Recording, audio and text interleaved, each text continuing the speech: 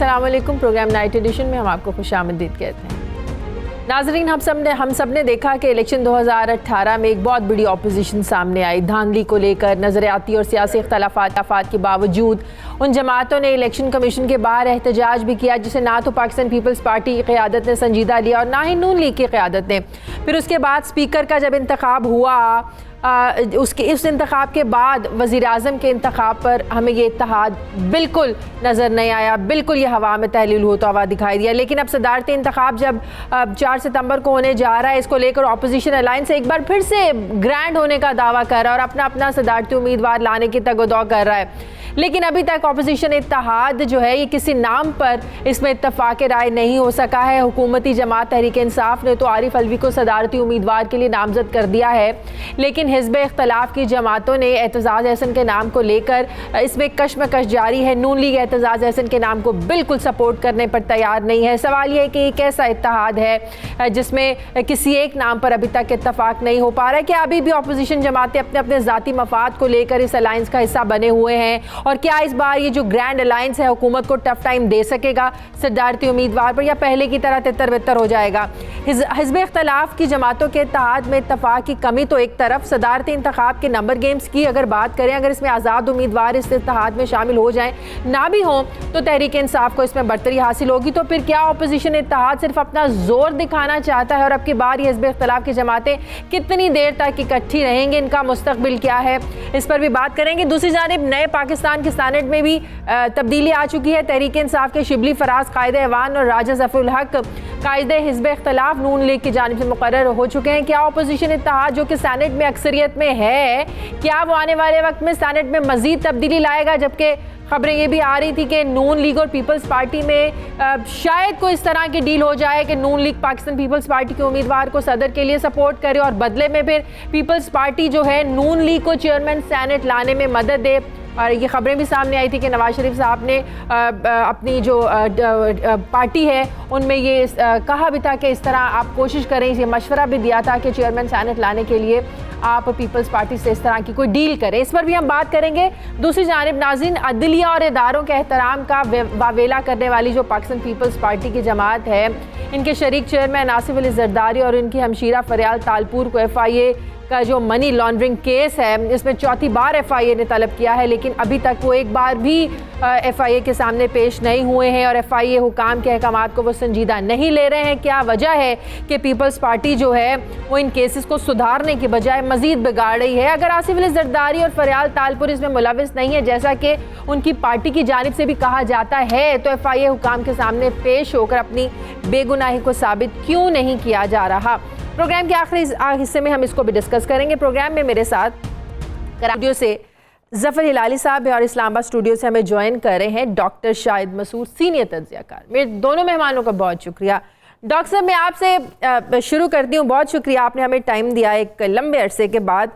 Doctor साहब, हमने देखा कि पाकिस्तान पीपल्स पार्टी ने जब वज़ीर आज़म का इंतखाब हो रहा था, उस इलेक्शन में भी नून लीग की तरफ से शहबाज शरीफ को सपोर्ट नहीं किया। फिर हमने पंजाब में देखा जब वज़ीर आला का इंतखाब हो रहा था, पीपल्स पार्टी ने हमजा शहबाज को सपोर्ट नहीं किया, जिसकी वजह से एक मैसेज तो हमें ये मिल गया कि पीपल्स पार्टी जो है वो शहबाज शरीफ को, जो उनकी क़यादत को सड़कों पर घसीटने की बात करते थे, किसी भी फोरम पर, किसी भी सतह पर शहबाज शरीफ या उनकी औलाद को सपोर्ट करने पर तैयार नहीं है। हालांकि अगर सपोर्ट कर भी देते तो तहरीक इंसाफ के उम्मीदवारों ने ज़ाहिर जीतना था, पंजाब में भी, और वज़ीर आज़म इमरान खान ने जीतना था।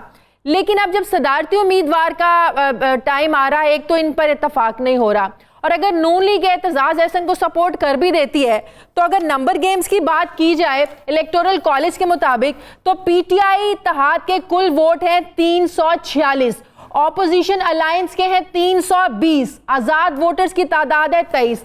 अगर ये तमाम आज़ाद उम्मीदवार ऑपोजिशन का साथ दे भी दें तो भी नहीं जीत सकते, फिर भी आरिफ अलवी साहब ही जीतेंगे। तो फिर नून लीग क्यों सपोर्ट नहीं कर रही है? क्या वजह है इसकी? शाजिया, बात यह है कि वो आपने सुना होगा, एक मुहावरा बड़ा मशहूर है कि सियाने कौवे जो हैं वो हलवा खाते हैं।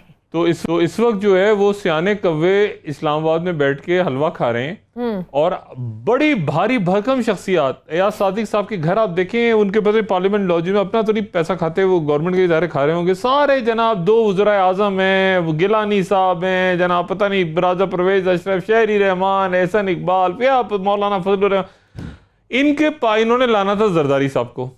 देखिए जरदारी साहब को सदर के तौर पे लाना था और प्लान ये था कि सदर के तौर पे आएंगे और वो आके 2 काम होते हैं ना सदर के, एक तो सदर को आप टच नहीं कर सकते, सचना मिल जाता है सारे मुकदमा से, तो बैठे रहेंगे जरदारी साहब, और हाँ, और दूसरी इम्यूनिटी 5 साल तक कोई हाथ नहीं लगाएगा।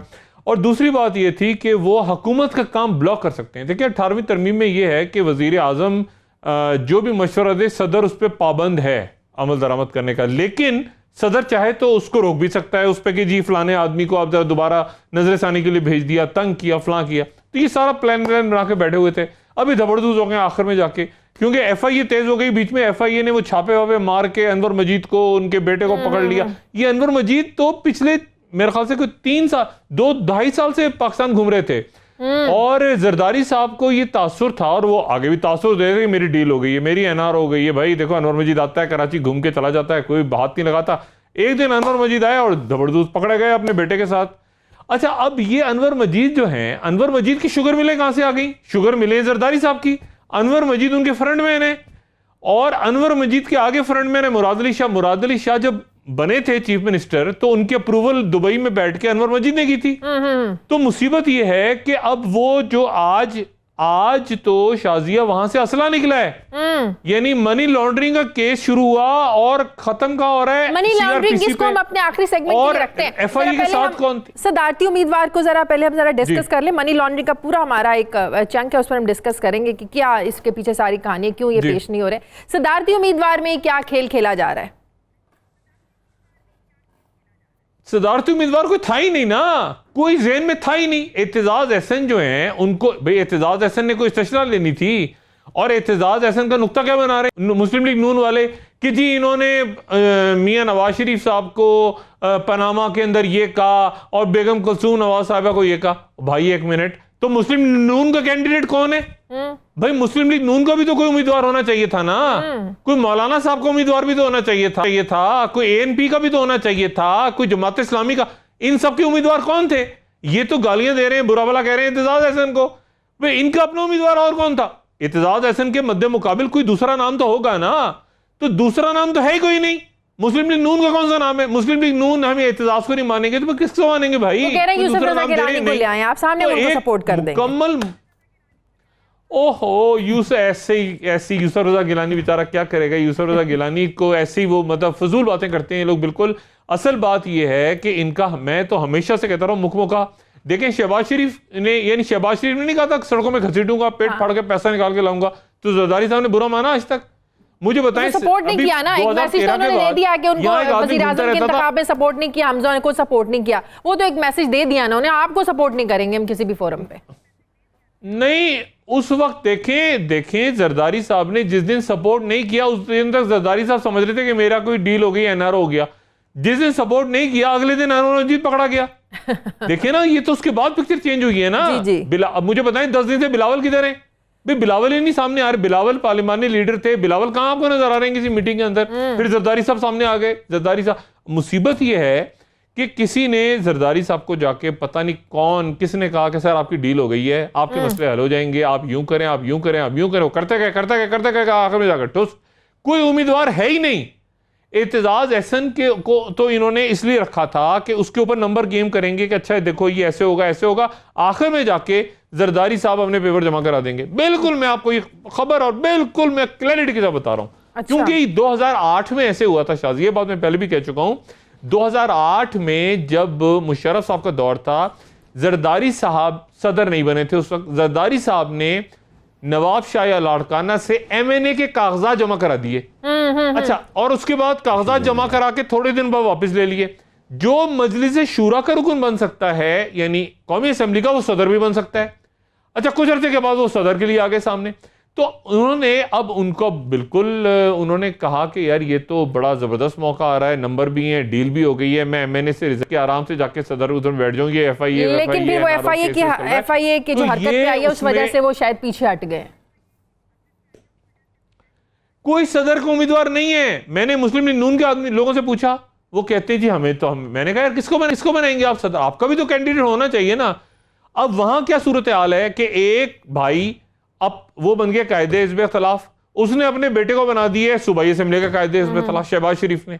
एक भाई और उसका बेटा तो दो इंपॉर्टेंट पोजीशंस पर पढ़ के बैठ गए, और दूसरा भाई और उसकी बेटी जो है वो अडियाला में पड़े हुए हैं। खबर तो ये भी है ना कि नवाज शरीफ साहब ये चाहते थे कि सदारती उम्मीदवार में हम पीपल्स पार्टी को सपोर्ट करें और पीपल्स पार्टी इन्हें सेनेट में सपोर्ट करे चेयरमैन सेनेट लाने के लिए।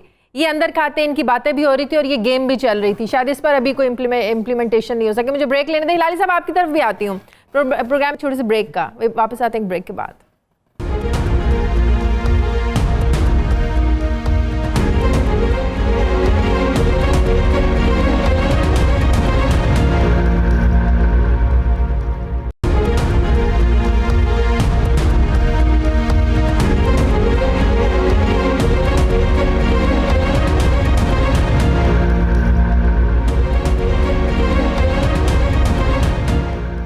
ब्रेक के बाद खुशामदीद। हिलाली साहब, आप इस ऑपोजिशन इत्तेहाद को संजीदा लेते हैं? लगता है सदारती इंतखाबात के बाद फिर टूट जाएगा, फिर ज़िमनी इंतखाब आएंगे, फिर इकट्ठे हो जाएंगे और 5 साल इसी तरह जब जब अपने अपने मफाद नजर आएंगे ये इकट्ठे हो जाएंगे और लोगों को बेवकूफ़ बनाएंगे। अगर ये कहा जाए कि पीटीआई की हुकूमत को कोई टफ ऑपोजिशन 5 सालों में नहीं मिलेगी तो ये गलत नहीं होगा?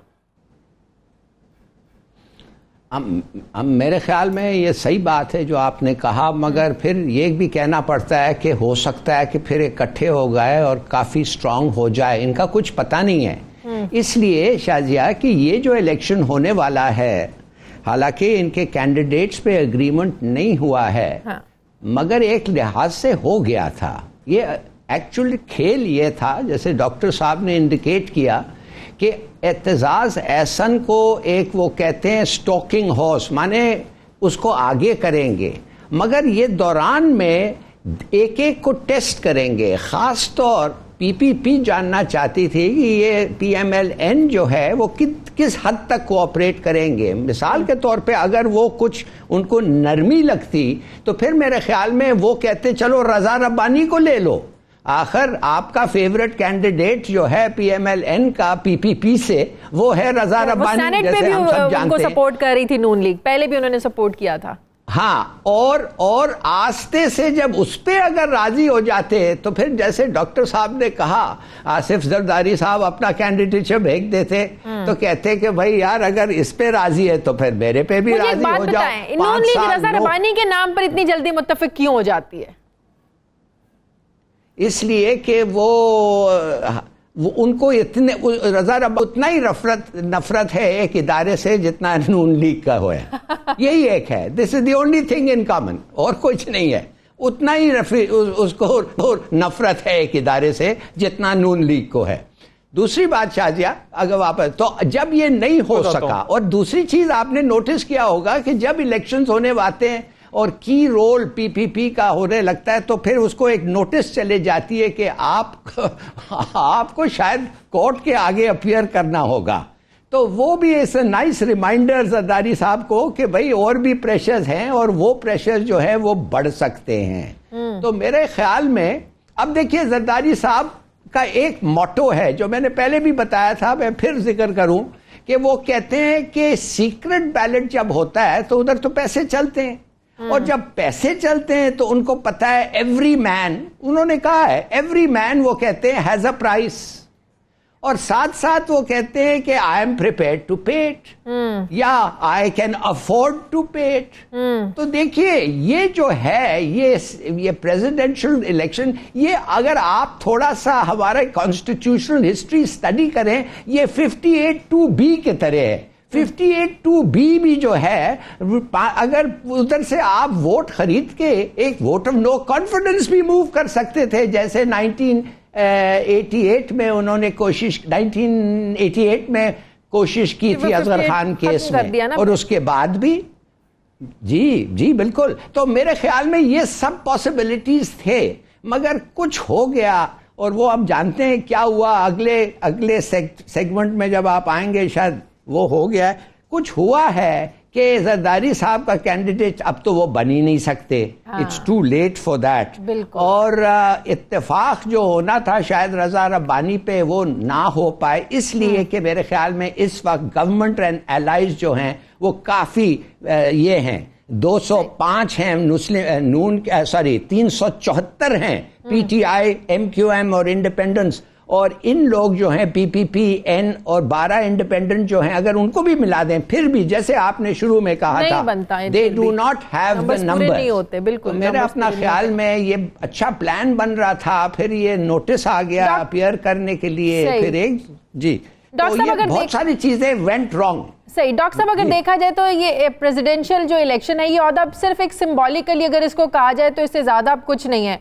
पिछले सदर ममनून हुसैन साहब के दौर में आपने कितनी दफ़ा देखा है, कुछ वज़ायर इख्तियारात तो है नहीं, ना कोई फैसले कर सकते हैं सिवाय ये कि 14 अगस्त को सामने आ जाए, कोई परेड के मौके पर सामने आ जाए, मतलब कि कोई एक अहम रोल तो है नहीं सदर मुमलिकत का, एक सिंबॉलिकली उस ओहदे से ज़्यादा तो नहीं है एक ये ओहदा जो टेंशन का बायस बने।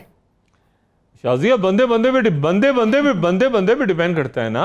आप ममनून हुसैन को बिठाते हैं वहाँ पे, और आप फारूक लगारी को बिठा दें, और आप जरदारी साहब को बिठा दें, और फजल इलाही को बिठा दें, बंदे में बड़ा फ़र्क होता है। एक बात, दूसरी बात मैं हिलाली साहब को एक बड़ी इंटरेस्टिंग ये बताऊं, हिलाली साहब ने कहा कि रज़ा रब्बानी जो हैं उनको नून लीग इसलिए पसंद करती है कि वो इस्टेब्लिशमेंट के या फौज के या मतलब वो समझते हैं कि शायद हमारा बयानिया जो है रज़ा रब्बानी के बड़ा करीब है। जरदारी साहब रज़ा रब्बानी को समझते हैं कि रज़ा रब्बानी इस्टेब्लिशमेंट के आदमी है। ये मैं आपको खबर दे रहा हूँ।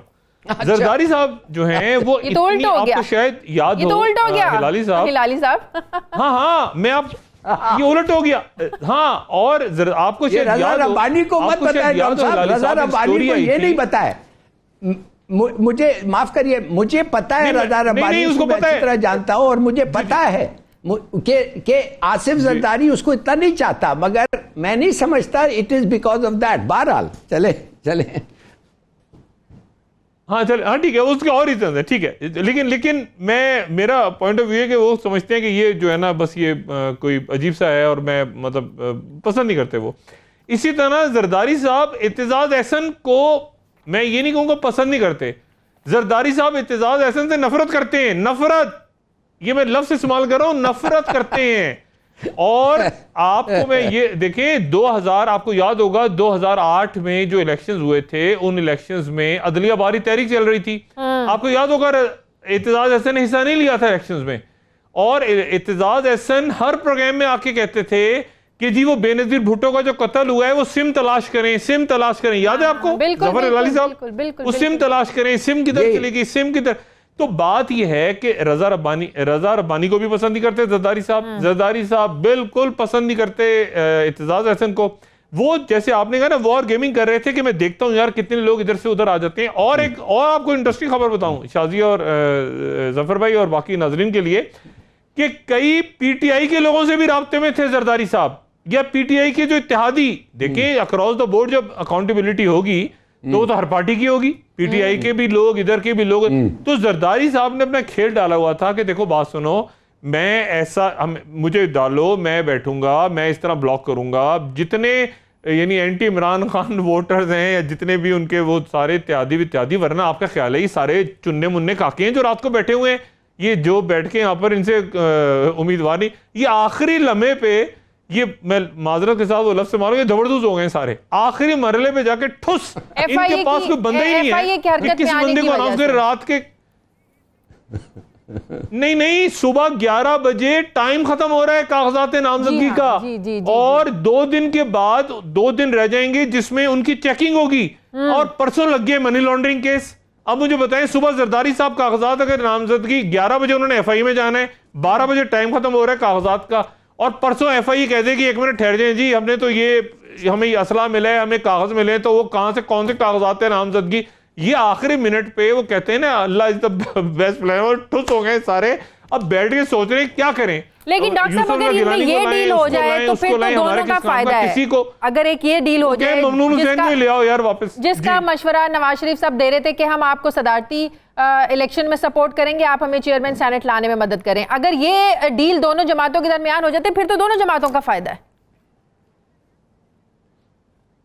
चेयरमैन सेनेट क्या तीर वहां पे एयाज सादिक बैठा हुआ था, उसने क्या कर लिया, वो पीएम को उठा के डायलअप पहुंचा दिया एयाज सादिक ने। और शाहिद खान अब्बासी की उन्हें क्या कर लिया। देखिए बात यह है कि जब रियासत एक फाल होती है तो क्या चेयरमैन सेनेट बैठा होगा अगले दिन वो भी ममनून हुसैन बना होगा, इस तरह नहीं होता।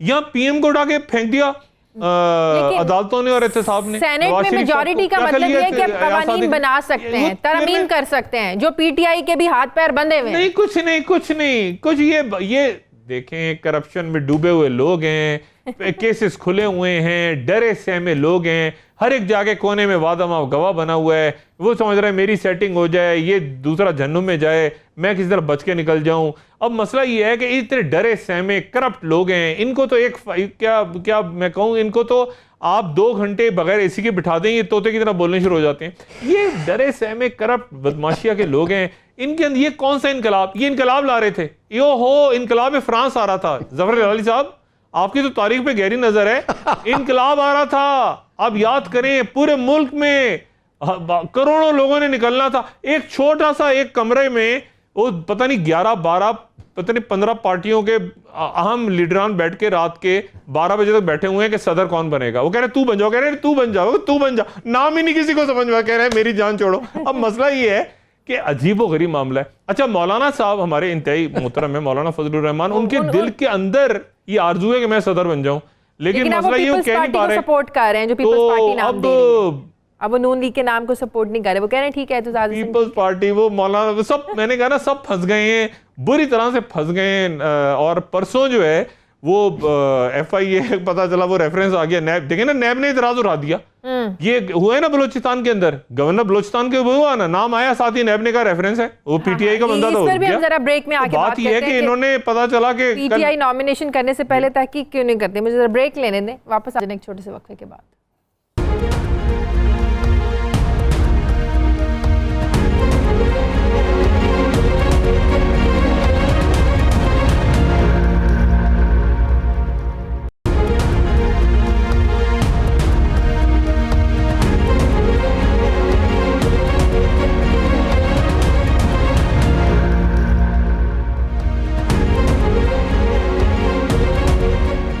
के बाद खुशामदीद नाज़रीन। डॉक्टर अमीर मोहम्मद जोगिज़ई जो कि कोयटा किडनी सेंटर में चीफ एग्जीक्यूटिव तैनात थे, इन पर किडनी सेंटर के लिए तिब्बी आलात और सामान की खरीदारी का जो फंड्स होता था उसमें खुर्द-बिर्द का इल्ज़ाम है। नैब की तहकीकात का मामला सामने आया। डॉक्टर साहब पहले इन्हें गवर्नर बलूचिस्तान इनके नाम को नामजद करने का ऐलान किया गया, फिर जब ये पता चला जी इनके खिलाफ तो नैब में तहकीकात हो रही हैं तो नाम वापस लिया गया। जिससे एक बात तो सामने आ रही है कि जो PTI है शख्सियात की नामजदगी के मामले में इनका होमवर्क ठीक नहीं होता। जब इधर उधर से खबरें आती हैं, सोशल मीडिया पर चलता है कि भाई आप लोगों ने ये क्या कर दिया, फिर वो लोग नाम वापस ले लेते हैं। होमवर्क ठीक नहीं होता।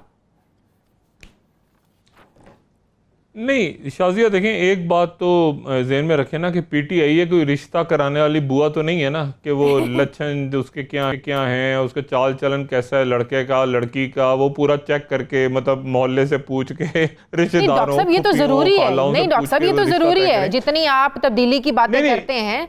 नहीं बिल्कुल मैं सिर्फ ये कह रहा हूं कि ये काम कम से कम अच्छा है कि जब खबर सामने आती है कि इस आदमी के ऊपर करप्शन का चार्ज है तो उसको रोक देते हैं।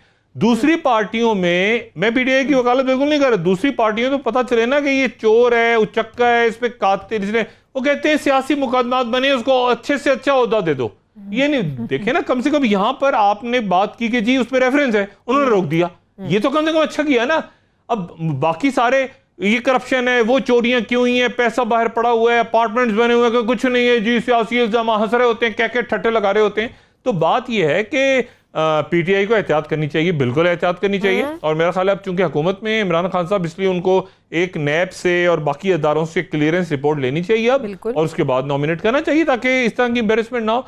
लेकिन बाकी पार्टियां तो माशाल्लाह जितना बड़ा चोर, कातिल, अगवाकार, भत्ताखोर होगा उसको बड़ा उसको बड़ा कहेंगे बड़ी काबिलियत है इसकी, इसका ग्रेड ये ग्रेड वो, चाकू चलाना आता है, अच्छा ये तरबियत ऐसी हुई है, इतना जेल काटा है, ये काटा है। तो ये देखें ना, ये फर्क तो है कि आपने तनकीद की, मीडिया ने पॉइंट उठाया, उन्होंने ना वापस ले लिया। हिलाली साहब कुछ कहना चाह रहे हैं। बैठे हैं जी हिलाली साहब।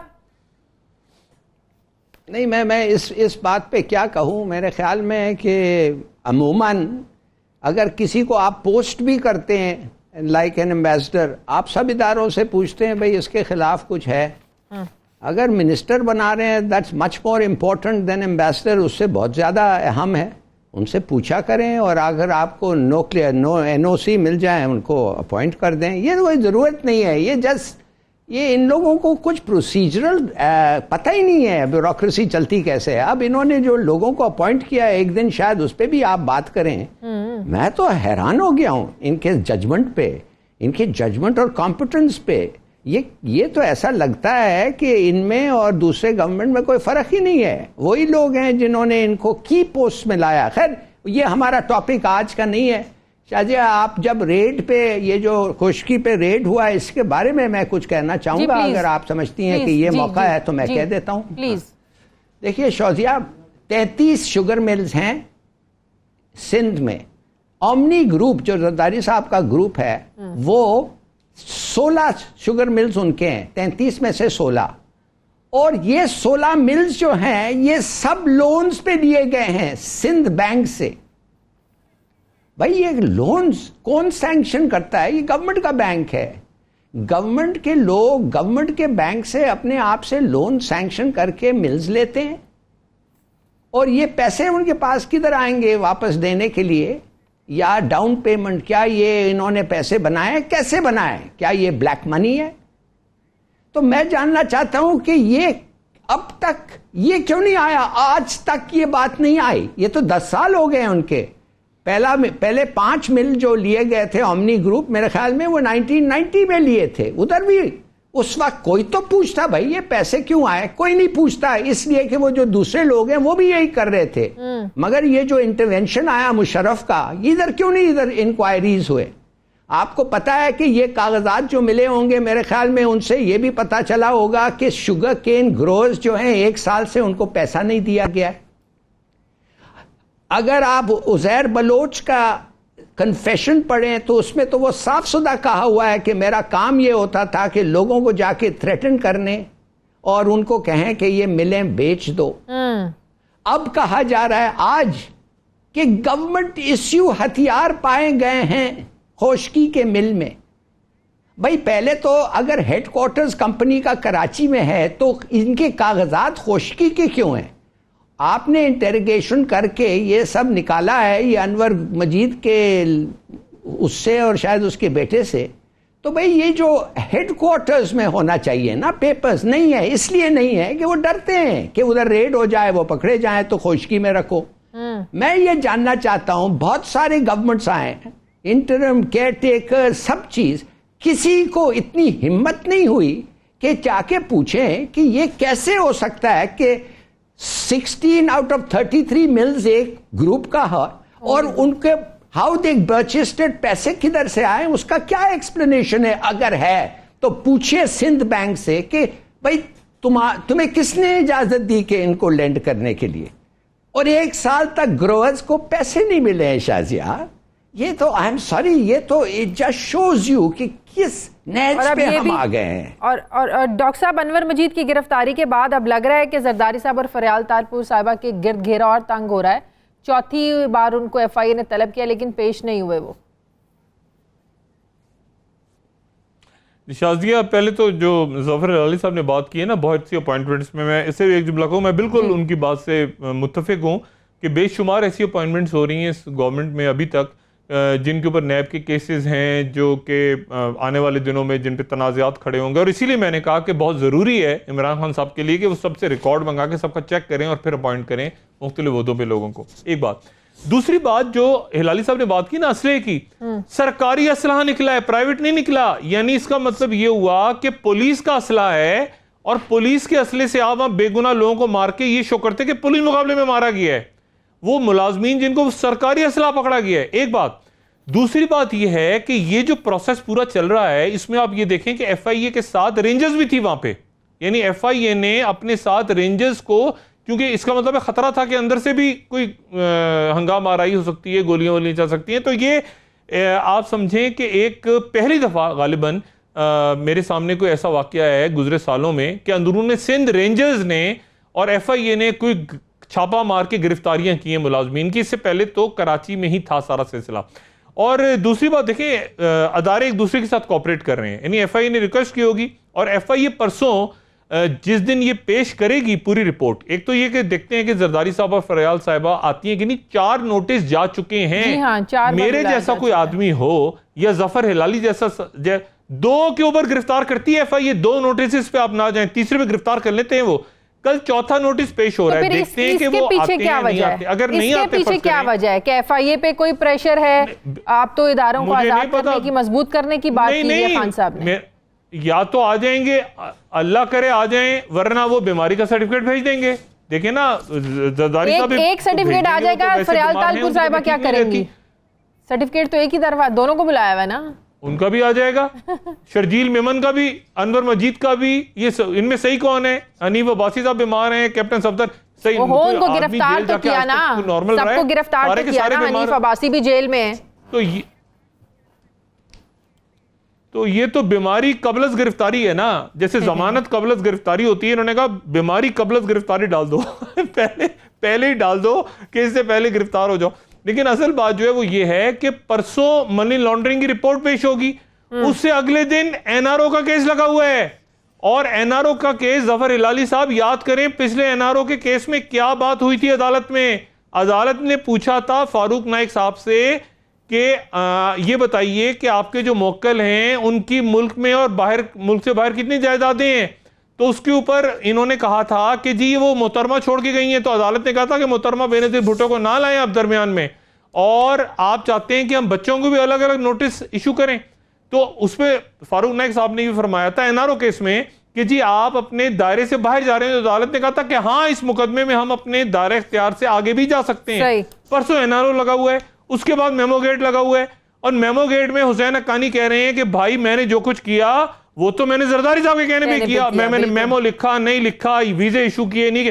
तो ये रोले ही रोले हैं अगले 4-5 दिन तक, जितने दिनों तक ये सदारती इलेक्शन हो जाएगा 4 तारीख को, और 30 तारीख को उस पर जो भी एतराजात ये जमा करवाएंगे, उधर से नैब आ जाएगी, उधर FIA आ जाएगी, ये आ जाएगी, वो हो जाएगी। रात का टाइम हो गया, 11 बजे, मेरा ख्याल है रह गए हैं, कितने घंटे रह गए? अच्छा सिद्धार्थ साहब, एक सवाल, अगर पाकिस्तान अभी तक सदर का नाम ही नहीं आ रहा, अपना सदर का नाम ही नहीं पता चल रहा, सदर कौन होगा? 50 इलाही साहब आ रही हो एक मिनट। अगर पीपल्स पार्टी सदारती उम्मीदवार लाने की कोशिश करते हैं, जिस तरह आपने कहा कि वो PTI के लोगों से भी बात करने की कोशिश कर रही है, क्या इसके पीछे ये भी सोच है कि अगर पीपल्स पार्टी का सदारती उम्मीदवार पीपल्स पार्टी का सदर आ जाता है, जैसा कि सदन के पास पार्डन करने का इख्तियार होता है, तो जरदारी साहब को अगर किसी केस में सजा होती है तो ये भी तो फायदा है ना कि वो माफ कर दे, पार्डन कर दे, ये भी तो एक फायदा है ना। ना ना ना ना ना ना, जरदारी साहब किसी पे ट्रस्ट नहीं करेंगे सवाए अपने। जरदारी साहब के ज़हन में फारूक लगारी है, जरदारी साहब किसी पे ट्रस्ट नहीं करेंगे। फारूक भाई अभी तक जरदारी साहब किसी पे भरोसा नहीं करेंगे सवाए इसके कि मैं खुद जाके वहां बैठूं। जी मैं खुद बैठूं, नहीं, किसी पे पता चला कोई डॉक्टर आसिम डॉक्टर साहब, ना ना ना खुद डॉक्टर साहब आप फिक्र ना करें, ये कोई सदर इनको माफ नहीं कर सकता है ऐसे जुर्म पे। ये ना सिर्फ कानून के खिलाफ है, ये मजहब के खिलाफ है। कोई आदमी ऐसी इम्यूनिटी नहीं हो सकता उस पे कि वो किसी को कत्ल करे या वो किसी जासूसी करे या कुछ और चीजें करे, वो उस पे माफी हो नहीं सकता, पार्डन हो ही नहीं सकता। अच्छा। नंबर 1। दूसरी चीज मैं आपको अगर बताऊं Shazia, 2 accountant general Pakistan revenues, इनके खिलाफ पहले गवर्नमेंट ने 2000 लोगों को इनके दफ्तर पे अटैक करवाया, इसलिए कि वो जो IPP के जो पेमेंट्स हो रहे थे वो हो नहीं सकते थे जब तक प्री ऑडिट ना हो। और जिस AGPR इस वक्त ग्रेड 20 में सर्व करके लाहौर में बैठा हुआ है, वो सामने आने के लिए तैयार है, बल्कि मैंने उसको इनकरेज किया है। मैंने उसे कहा है कि ये विसल ब्लोअर एक्ट है, अगर तुम 280 बिलियन रुपया का फ्रॉड बता रहे हो और कानून के तहत ये जो आने वाला कानून है, ये विसल ब्लोअर एक्ट, तुम्हें 25% अगर मिलेगा तो सोचो तुम्हारे को कितने पैसे मिलेंगे, बिकॉज यू आर सेइंग कि इन्होंने किस तरीके से चोरी की है। एक ग्रेड 20 का अफसर इधर बैठा हुआ है, उसका नाम है लंगा, मैं उसका नाम खुला ले रहा हूं, उसको कोई बुलाए और पूछे उसके साथ क्या हुआ है, इसलिए कि वो ईमानदार था। इस मुल्क में अभी, पहले तो मैं आपको बताता हूं ना, पहले जब आप ईमानदार होते थे तो आपको ठुड्डा लाइन लगा देते थे, चलो ठीक है, आपको कुछ होता था तो आपको यमन पोस्ट करते थे, आप कुछ अगर खड़े होके बात करते थे तो आपको नाइजीरिया भेज देते थे। दोनों पोस्टिंग्स मैंने काटी हैं इसलिए कि मुंह पे उनको कुछ कहा है, उसका मुझे फिक्र नहीं है, मतलब इसलिए कि जिधर भी भेजे उनका हक है। मगर इन लोगों को रिटायर कह रहे हैं कि आपको सच बोलने की सजा मिल चुकी है। वो ठीक है, मिल चुकी है, मुझे सच बोलने का फायदा भी बहुत हुआ है। मगर कहने की बात आपसे सिर्फ एक ही बात यह है कि इन लोग ये तैयार हैं आगे आने के लिए, ये माहौल हो रहा है आजकल, दे आर रेडी। तो इंशाअल्लाह आप देखेंगे ये केसेस जब आएंगे, डॉक्टर साहब मैं इनको आपके पास भी भेजता हूं, आप भी सुने इनकी बातें और देखें and see if you think they have a case, जो आप भी प्रमोट करें इसको। सही, मुझे जरा ब्रेक लेने दें नाज़रीन, प्रोग्राम में वक्त का, वापस आते हैं वक्त के बाद।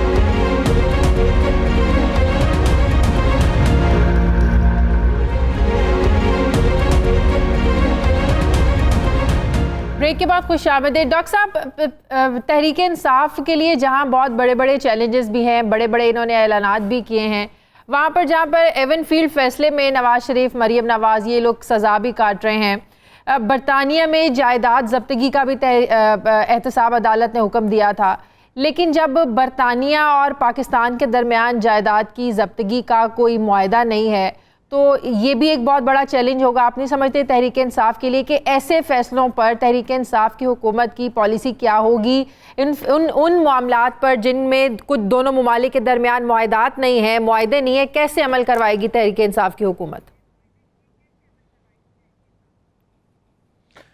शाजिया, पहली बात तो ये कि 350 अरब डॉलर्स की फिगर आ रही है कि ये बाहर पड़े हुए हैं पाकिस्तान की, एक फिगर है जो मुख्तलिफ अदारों ने और स्टेट बैंक और बाकी लोग कह रहे हैं। उनमें 200 अरब के लिए तो दूसरे मुल्क तैयार हैं कि आपकी हुकूमत कुछ करे तो हम तैयार हैं देने के लिए 200 अरब। एक बात। दूसरी बात मैं थोड़ी सी वजाहत कर दूं, ये जरदारी साहब और फरियाल तालपुर साहबा की जो बात हो रही है ना, इसमें उनके नाकाबिले जमानत वारंट निकल गए थे जी। उसके बाद जरदारी साहब, फरियाल तालपुर साहबा अदालत में पेश हुई थी, उन्होंने जमानत करा ली, फिर जरदारी साहब पेश हुए थे, आप याद करें जी, और उन्होंने कहा था इस तरह तो होता है इस तरह के कामों में, और अदालत ने उनको जमानत इस बुनियाद पे दी थी कि वो FIA के सामने पेश होंगे और FIA के साथ ताउन करेंगे। बिल्कुल ऐसे ही जी। अब अगर वो, अब तो मेरी उनसे गुजारिश, देखिए ओमनी ग्रुप के अपने जहाज हैं, जरदारी साहब के अपने जहाज हैं, खुदा जाने कितने जहाज उनके पास हैं, वो और उनकी हमारी जो अद्दी हैं वो जहाज में बैठे हैं। अब तो रात हो गई है, सुबह सुबह वो पहली फ्लाइट पकड़ के फजर की नमाज पढ़ें, उसके बाद दुआएं करें, और उसके हम भी दुआ करते हैं खैरियत से यहाँ पहुंच जाएं और वो चले जाएं, क्योंकि ऐसा ना हो कि वो मेडिकल सर्टिफिकेट भेजें, FIA या इस्लामाबाद हाई कोर्ट उनकी जमानत कैंसिल कर दे और एक बोर्ड बना दे कि इनका बोर्ड बना के इनका मेडिकल चेकअप करवाओ, और उसमें पता चला कि वो तो इसलिए क्योंकि देखें ना NICL में नहीं है, बाहर भी जा सकते हैं, नाम ECL में नहीं है ना, बाहर भी जा सकते हैं। नहीं अनवर नहीं ECL में है, ECL में है। जब आप इश्तिहारी हो जाते हैं, जब आप मफरूर हो जाते हैं तो आप इश्तिहारी बन जाते हैं खुद ब खुद, आप बाहर नहीं जा सकते। हाँ नहीं आप वॉच लिस्ट पे आ जाते हैं। आप जब इश्तिहारी करार पा जाते हैं, जैसे तभी तो इन्होंने बेल करवाई जाके फरियाल तालपुर साहब ने, ज्यादा ऑटोमेटिकली आप ECL पे होते हैं। बात यह है, ये वॉच लिस्ट पे आ जाते हैं, आप एयरपोर्ट नहीं छोड़ सकते, इश्तिहारी हो जाते हैं ना आप।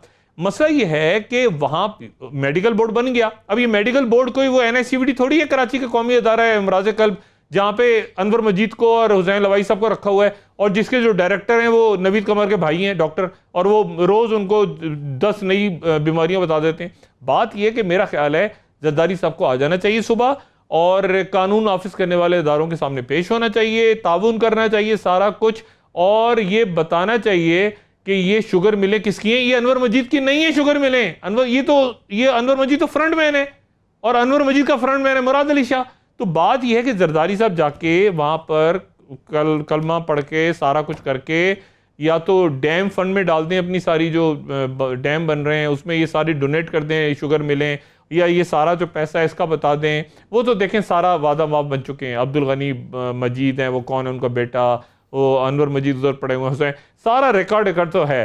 अब मसला ये कि जरदारी साहब की असल बात ये है कि अगर बीमारी, मुझे बस ये कि बीमारी का सर्टिफिकेट भेजें, मनी ट्रेल की बात कर रहे हैं, एक छोटी सी मनी ट्रेल की बात थी ना जो नवाज शरीफ साहब नहीं दे सके। आप तो इतनी आसानी से कह रहे हैं आए बताएं कहाँ से आया, कैसे आया, किसकी शुगर मिले। नहीं यहाँ तो बन चुकी। नहीं एक मिनट, शाजिया उन्होंने पहले जेआईटी बना के फिर मनी ट्रेल के लिए उन्होंने टाइम मांगा, बनाई, उन्होंने ढूंढी, तलाश की पूरी दुनिया में, इधर गए उधर गए, लंदन इधर खलीजी मुल्कों में। इनके पास तो है, एफआईए के पास मौजूद है, और एफआईए के पास कोई 35 अरब नहीं 160 अरब की ऑलरेडी मौजूद है उनके पास।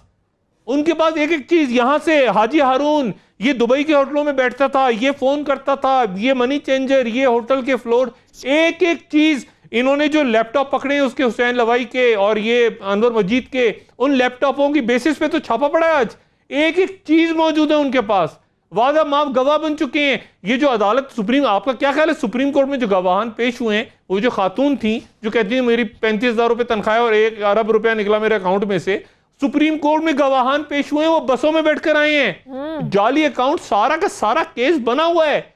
इसमें परसों अगर जीआईटी बन गई और उस जीआईटी में वाजिद जिया अस्करी अदारों को जाहिर वो अगर नहीं भी डालते, ये एससीसीपी स्टेट बैंक ऑलरेडी मौजूद है, इसमें कंप्लीट उनके पास डिटेल्स हैं। एफआईए यही तो कह रही है गिरफ्तार, वो कह रहे हैं कि हमारे पास मुकम्मल ट्रेल सबूत मिल चुके हैं उनको। तो ये कोई लंबा चौड़ा खेल नहीं है जो नवाज शरीफ साहब के साथ हुआ था। तो सारे सबूत लेके बैठे हुए हैं इनके साइनों के साथ, इनके जी। देखिए ये डॉक्टर साहब जो कह रहे हैं बिल्कुल सही कह रहे हैं। ये तो हमारा वो जो उज़ैर बलोच है उसका टेस्टिमनी तो निकालो, कब से उसको जेल में रखा हुआ है, 2 साल 3 साल, कब से उसने वो स्टेटमेंट दिया है, किसको इम्प्लीकेट किया है? ये बल्दिया का जो मसला है, ये बल्दिया का लॉयर कौन था जो इनको बचा? शौलत मिर्जा ने कितने ज्यादा स्टेटमेंट दिए थे, उस पर कोई उसी पर किसी ने नहीं एक्शन लिया, उसके बाद उज़ैर बलोच ने किया। बात असल ये है कि अगर इस मुल्क में इंसाफ अभी भी ना मिले, इस गवर्नमेंट के तहत अगर इंसाफ ना मिले, तो आई एम सॉरी, देखिए ये पूरी कौम देख रही है कि किसी को आपने पकड़ा है, बड़ा सही पकड़ा है, उसने मनी लॉन्ड्रिंग की है और बड़ी अच्छी बात है, उसको सजा मिला है। ये इनको अब तो मामला अदालत में है ना, हुकूमत का इसमें क्या, अब तो मामला अदालत में है लाली साहब। नहीं अदालत में है, मगर प्रोसिक्यूशन तो गवर्नमेंट है। हाँ। नहीं, गवर्नमेंट प्रोसिक्यूशन है। गवर्नमेंट किस तरीके से प्रोसिक्यूट कर रही है भाई? इज इट अग्रेसिव प्रोसिक्यूशन या इनके मिल के साथ कर रही है? जैसे इन्होंने कहा, कभी हर आदमी को देखो उधर वो फॉरेन पिम्स पहुंचता है, आपको याद होगा मैंने कहा नवाज शरीफ भी पिम्स पहुंचेगा, पहुंच गया, मगर फिर निकल गया उधर से 1-2 दिन के बाद। शायद उसको बुरा महसूस हुआ कि मेरी बेटी उधर है और मैं इधर बैठा हूं, नहीं तो उसको कौन भेजता वापस? वो खुद क्या है कि मैं जाना चाहता हूं वापस। I know there is no ये माफ करिए, इनके लिए मसूद, डॉक्टर शाहिद मसूद और मेरे लिए एक है और इनके लिए कुछ और है मेरे खिलाफ। Can you understand? आप यकीन कर सकते हैं कि एक lieutenant general, inspector general of missions को भेजा गया कि इससे पता करो कि ये एयर कंडीशनर मिसयूज किया है कि नहीं। मेरे खिलाफ चार्ज ये था कि I have misused an air conditioner.